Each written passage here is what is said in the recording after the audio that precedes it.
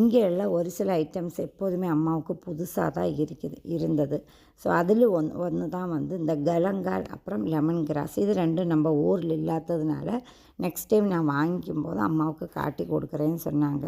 எப்போதுமே கலங்கால் வந்து இஞ்சியக்காலும் கொஞ்சம் பெருசாகவும் அதே மாதிரி ஹார்டாகவும் இருக்கும்.